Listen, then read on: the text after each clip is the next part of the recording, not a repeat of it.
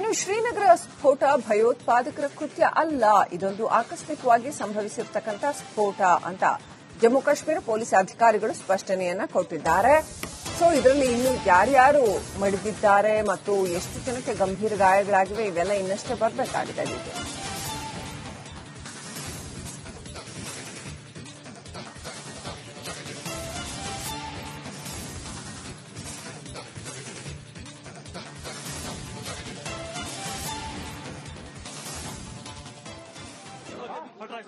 ಭಯೋತ್ಪಾದಕರ ಕೃತ್ಯ ಅಲ್ಲ ಅನ್ನೋ ಒಂದು ಸ್ಪಷ್ಟನೆಯನ್ನ ಜಮ್ಮು ಕಾಶ್ಮೀರ ಪೊಲೀಸ್ ಇಲಾಖೆ ಮೊದಲು ಕೊಟ್ಟಿರ್ತಕ್ಕಂಥದ್ದು. ಆದರೆ ಸಂಭವಿಸಿರೋ ಸ್ಫೋಟ ನೋಡಿ, ಎಷ್ಟು ದೊಡ್ಡ ಪ್ರಮಾಣದಲ್ಲಿ ಸಂಭವಿಸಿರ್ತಕ್ಕಂಥ ಸ್ಫೋಟ. ಅಷ್ಟು 360 ಕೆಜಿನೂ ಒಟ್ಟಿಗೆ ಸಿಡಿದಿದ್ರೆ ಇದು ಬಹಳ ದೊಡ್ಡ ಸ್ಫೋಟ ಆಗಿರುತ್ತೆ. ಇದರಲ್ಲಿ ಆಲ್ರೆಡಿ 18 ಮಂದಿ ಗಂಭೀರವಾಗಿದ್ದಾರೆ, 8 ಮಂದಿ ಮೃತಪಟ್ಟಿದ್ದಾರೆ ಅಂತ ಹೇಳಲಾಗ್ತಾ ಇದೆ. ಇನ್ನು ಸಾವಿನ ಸಂಖ್ಯೆ ಹೆಚ್ಚಾಗಬಹುದು ಅನ್ನುವಂತ ಮಾಹಿತಿ ಕೂಡ ಬರ್ತಾ ಇದೆ. ಆದರೆ ಇಷ್ಟು ಬೇಜವಾಬ್ದಾರಿಯಿಂದ ಪರಿಶೀಲನೆ ಮಾಡಲಾಯ್ತಾ? ಹಾಗಾದ್ರೆ ಈ ನೂರಾರು ಪ್ರಶ್ನೆಗಳು ಈ ಸ್ಫೋಟದ ಸುತ್ತ ಹೇಳ್ತವೆ.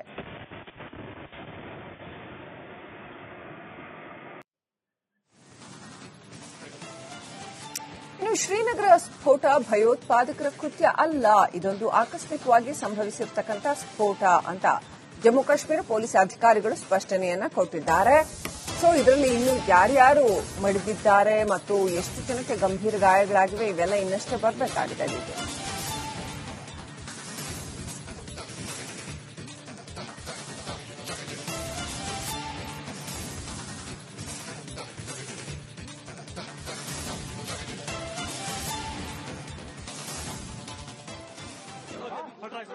ಭಯೋತ್ಪಾದಕರ ಕೃತ್ಯ ಅಲ್ಲ ಅನ್ನೋ ಒಂದು ಸ್ಪಷ್ಟನೆಯನ್ನ ಜಮ್ಮು ಕಾಶ್ಮೀರ ಪೊಲೀಸ್ ಇಲಾಖೆ ಮೊದಲು ಕೊಟ್ಟಿರ್ತಕ್ಕಂಥದ್ದು. ಆದರೆ ಸಂಭವಿಸಿರೋ ಸ್ಫೋಟ ನೋಡಿ, ಎಷ್ಟು ದೊಡ್ಡ ಪ್ರಮಾಣದಲ್ಲಿ ಸಂಭವಿಸಿರ್ತಕ್ಕಂಥ ಸ್ಫೋಟ.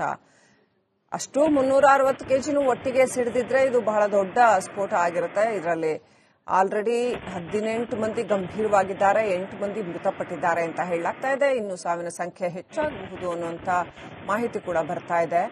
ಆದರೆ ಇಷ್ಟು ಬೇಜವಾಬ್ದಾರಿಯಿಂದ ಪರಿಶೀಲನೆ ಮಾಡಲಾಯ್ತಾ? ಹಾಗಾದ್ರೆ ಈ ನೂರಾರು ಪ್ರಶ್ನೆಗಳು ಈ ಸ್ಫೋಟದ ಸುತ್ತ ಹೇಳ್ತವೆ.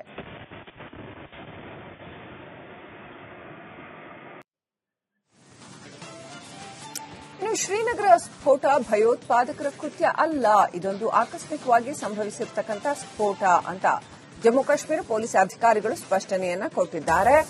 ಸೊ ಇದರಲ್ಲಿ ಇನ್ನು ಯಾರ್ಯಾರು ಮಡಿದಿದ್ದಾರೆ ಮತ್ತು ಎಷ್ಟು ಜನಕ್ಕೆ ಗಂಭೀರ ಗಾಯಗಳಾಗಿವೆ ಇವೆಲ್ಲ ಇನ್ನಷ್ಟೇ ಬರಬೇಕಾಗಿದೆ.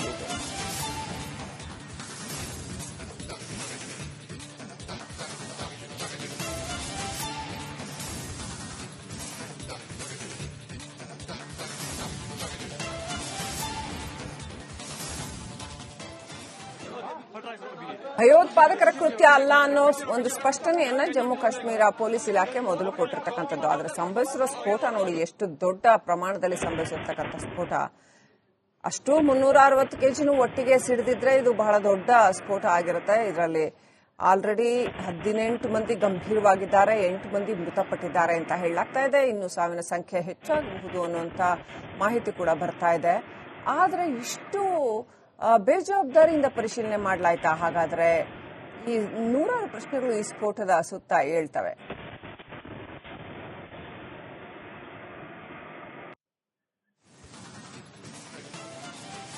ಇನ್ನು ಶ್ರೀನಗರ ಸ್ಫೋಟ ಭಯೋತ್ಪಾದಕರ ಕೃತ್ಯ ಅಲ್ಲ, ಇದೊಂದು ಆಕಸ್ಮಿಕವಾಗಿ ಸಂಭವಿಸಿರ್ತಕ್ಕಂಥ ಸ್ಫೋಟ ಅಂತ ಜಮ್ಮು ಕಾಶ್ಮೀರ ಪೊಲೀಸ್ ಅಧಿಕಾರಿಗಳು ಸ್ಪಷ್ಟನೆಯನ್ನ ಕೊಟ್ಟಿದ್ದಾರೆ. ಸೊ ಇದರಲ್ಲಿ ಇನ್ನು ಯಾರ್ಯಾರು ಮಡಿದಿದ್ದಾರೆ ಮತ್ತು ಎಷ್ಟು ಜನಕ್ಕೆ ಗಂಭೀರ ಗಾಯಗಳಾಗಿವೆ ಇವೆಲ್ಲ ಇನ್ನಷ್ಟೇ ಬರಬೇಕಾಗಿದೆ.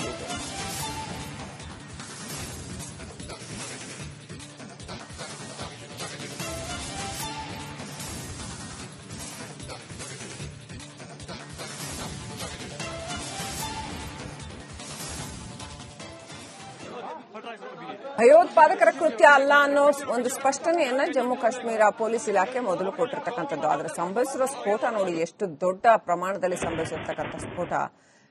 ಅಷ್ಟು 360 ಕೆಜಿನೂ ಒಟ್ಟಿಗೆ ಸಿಡಿದಿದ್ರೆ ಇದು ಬಹಳ ದೊಡ್ಡ ಸ್ಫೋಟ ಆಗಿರುತ್ತೆ. ಇದರಲ್ಲಿ ಆಲ್ರೆಡಿ 18 ಮಂದಿ ಗಂಭೀರವಾಗಿದ್ದಾರೆ, 8 ಮಂದಿ ಮೃತಪಟ್ಟಿದ್ದಾರೆ ಅಂತ ಹೇಳಲಾಗ್ತಾ ಇದೆ. ಇನ್ನು ಸಾವಿನ ಸಂಖ್ಯೆ ಹೆಚ್ಚಾಗಬಹುದು ಅನ್ನುವಂತ ಮಾಹಿತಿ ಕೂಡ ಬರ್ತಾ ಇದೆ. ಆದರೆ ಇಷ್ಟು ಬೇಜವಾಬ್ದಾರಿಯಿಂದ ಪರಿಶೀಲನೆ ಮಾಡಲಾಯ್ತಾ? ಹಾಗಾದ್ರೆ ಈ ನೂರಾರು ಪ್ರಶ್ನೆಗಳು ಈ ಸ್ಫೋಟದ ಸುತ್ತ ಹೇಳ್ತವೆ.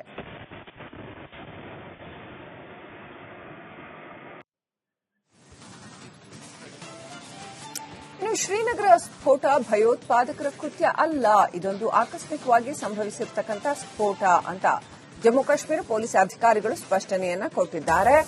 ಸೊ ಇದರಲ್ಲಿ ಇನ್ನು ಯಾರ್ಯಾರು ಮಡಿದಿದ್ದಾರೆ ಮತ್ತು ಎಷ್ಟು ಜನಕ್ಕೆ ಗಂಭೀರ ಗಾಯಗಳಾಗಿವೆ ಇವೆಲ್ಲ ಇನ್ನಷ್ಟೇ ಬರಬೇಕಾಗಿದೆ.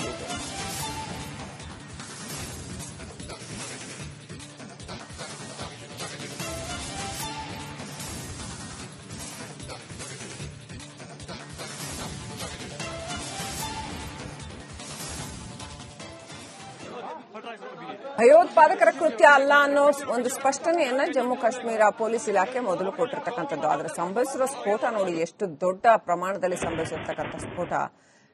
ಅಷ್ಟು 360 ಕೆಜಿನೂ ಒಟ್ಟಿಗೆ ಸಿಡಿದಿದ್ರೆ ಇದು ಬಹಳ ದೊಡ್ಡ ಸ್ಫೋಟ ಆಗಿರುತ್ತೆ. ಇದರಲ್ಲಿ ಆಲ್ರೆಡಿ 18 ಮಂದಿ ಗಂಭೀರವಾಗಿದ್ದಾರೆ, 8 ಮಂದಿ ಮೃತಪಟ್ಟಿದ್ದಾರೆ ಅಂತ ಹೇಳಲಾಗ್ತಾ ಇದೆ. ಇನ್ನು ಸಾವಿನ ಸಂಖ್ಯೆ ಹೆಚ್ಚಾಗಬಹುದು ಅನ್ನುವಂತ ಮಾಹಿತಿ ಕೂಡ ಬರ್ತಾ ಇದೆ.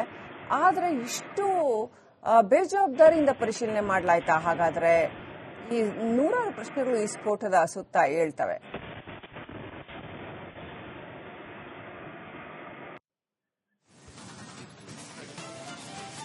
ಇನ್ನು ಶ್ರೀನಗರ ಸ್ಫೋಟ ಭಯೋತ್ಪಾದಕರ ಕೃತ್ಯ ಅಲ್ಲ, ಇದೊಂದು ಆಕಸ್ಮಿಕವಾಗಿ ಸಂಭವಿಸಿರ್ತಕ್ಕಂಥ ಸ್ಫೋಟ ಅಂತ ಜಮ್ಮು ಕಾಶ್ಮೀರ ಪೊಲೀಸ್ ಅಧಿಕಾರಿಗಳು ಸ್ಪಷ್ಟನೆಯನ್ನ ಕೊಟ್ಟಿದ್ದಾರೆ.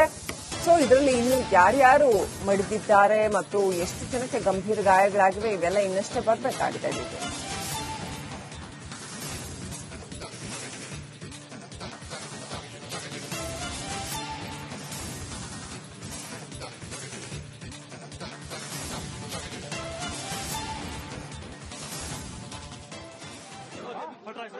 ಭಯೋತ್ಪಾದಕರ ಕೃತ್ಯ ಅಲ್ಲ ಅನ್ನೋ ಒಂದು ಸ್ಪಷ್ಟನೆಯನ್ನ ಜಮ್ಮು ಕಾಶ್ಮೀರ ಪೊಲೀಸ್ ಇಲಾಖೆ ಮೊದಲು ಕೊಟ್ಟಿರ್ತಕ್ಕಂಥದ್ದು. ಆದ್ರೆ ಸಂಭವಿಸಿರೋ ಸ್ಫೋಟ ನೋಡಿ, ಎಷ್ಟು ದೊಡ್ಡ ಪ್ರಮಾಣದಲ್ಲಿ ಸಂಭವಿಸಿರ್ತಕ್ಕಂಥ ಸ್ಫೋಟ.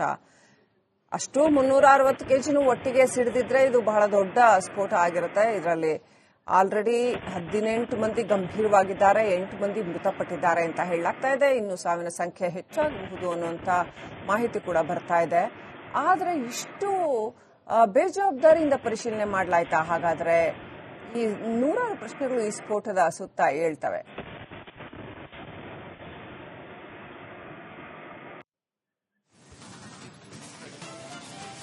ಇನ್ನು ಶ್ರೀನಗರ ಸ್ಫೋಟ ಭಯೋತ್ಪಾದಕರ ಕೃತ್ಯ ಅಲ್ಲ, ಇದೊಂದು ಆಕಸ್ಮಿಕವಾಗಿ ಸಂಭವಿಸಿರ್ತಕ್ಕಂಥ ಸ್ಫೋಟ ಅಂತ ಜಮ್ಮು ಕಾಶ್ಮೀರ ಪೊಲೀಸ್ ಅಧಿಕಾರಿಗಳು ಸ್ಪಷ್ಟನೆಯನ್ನ ಕೊಟ್ಟಿದ್ದಾರೆ. ಸೊ ಇದರಲ್ಲಿ ಇನ್ನು ಯಾರ್ಯಾರು ಮಡಿದಿದ್ದಾರೆ ಮತ್ತು ಎಷ್ಟು ಜನಕ್ಕೆ ಗಂಭೀರ ಗಾಯಗಳಾಗಿವೆ ಇವೆಲ್ಲ ಇನ್ನಷ್ಟೇ ಬರಬೇಕಾಗಿದೆ.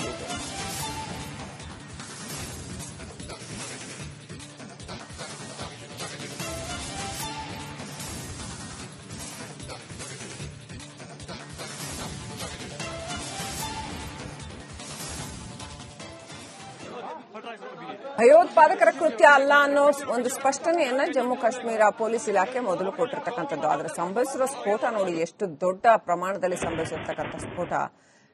ಅಷ್ಟು 360 ಕೆಜಿನೂ ಒಟ್ಟಿಗೆ ಸಿಡಿದಿದ್ರೆ ಇದು ಬಹಳ ದೊಡ್ಡ ಸ್ಫೋಟ ಆಗಿರುತ್ತೆ. ಇದರಲ್ಲಿ ಆಲ್ರೆಡಿ 18 ಮಂದಿ ಗಂಭೀರವಾಗಿದ್ದಾರೆ, 8 ಮಂದಿ ಮೃತಪಟ್ಟಿದ್ದಾರೆ ಅಂತ ಹೇಳಲಾಗ್ತಾ ಇದೆ. ಇನ್ನು ಸಾವಿನ ಸಂಖ್ಯೆ ಹೆಚ್ಚಾಗಬಹುದು ಅನ್ನುವಂತ ಮಾಹಿತಿ ಕೂಡ ಬರ್ತಾ ಇದೆ. ಆದ್ರೆ ಇಷ್ಟು ಬೇಜವಾಬ್ದಾರಿಯಿಂದ ಪರಿಶೀಲನೆ ಮಾಡಲಾಯ್ತಾ? ಹಾಗಾದ್ರೆ ಈ ನೂರಾರು ಪ್ರಶ್ನೆಗಳು ಈ ಸ್ಫೋಟದ ಸುತ್ತ ಹೇಳ್ತವೆ.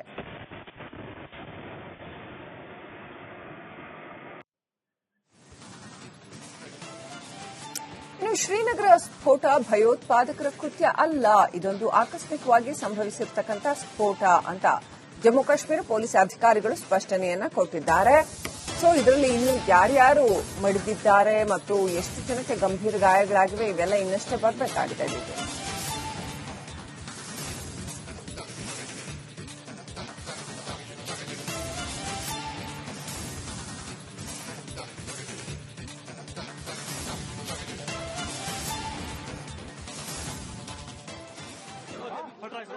ಭಯೋತ್ಪಾದಕರ ಕೃತ್ಯ ಅಲ್ಲ ಅನ್ನೋ ಒಂದು ಸ್ಪಷ್ಟನೆಯನ್ನ ಜಮ್ಮು ಕಾಶ್ಮೀರ ಪೊಲೀಸ್ ಇಲಾಖೆ ಮೊದಲು ಕೊಟ್ಟಿರ್ತಕ್ಕಂಥದ್ದು. ಆದ್ರೆ ಸಂಭವಿಸಿರೋ ಸ್ಫೋಟ ನೋಡಿ, ಎಷ್ಟು ದೊಡ್ಡ ಪ್ರಮಾಣದಲ್ಲಿ ಸಂಭವಿಸಿರ್ತಕ್ಕಂಥ ಸ್ಫೋಟ. ಅಷ್ಟು 360 ಕೆಜಿನೂ ಒಟ್ಟಿಗೆ ಸಿಡಿದಿದ್ರೆ ಇದು ಬಹಳ ದೊಡ್ಡ ಸ್ಫೋಟ ಆಗಿರುತ್ತೆ. ಇದರಲ್ಲಿ ಆಲ್ರೆಡಿ 18 ಮಂದಿ ಗಂಭೀರವಾಗಿದ್ದಾರೆ, 8 ಮಂದಿ ಮೃತಪಟ್ಟಿದ್ದಾರೆ ಅಂತ ಹೇಳಲಾಗ್ತಾ ಇದೆ. ಇನ್ನು ಸಾವಿನ ಸಂಖ್ಯೆ ಹೆಚ್ಚಾಗಬಹುದು ಅನ್ನುವಂತ ಮಾಹಿತಿ ಕೂಡ ಬರ್ತಾ ಇದೆ. ಆದ್ರೆ ಇಷ್ಟು ಬೇಜವಾಬ್ದಾರಿಯಿಂದ ಪರಿಶೀಲನೆ ಮಾಡಲಾಯ್ತಾ? ಹಾಗಾದ್ರೆ ಈ ನೂರಾರು ಪ್ರಶ್ನೆಗಳು ಈ ಸ್ಫೋಟದ ಸುತ್ತ ಹೇಳ್ತವೆ.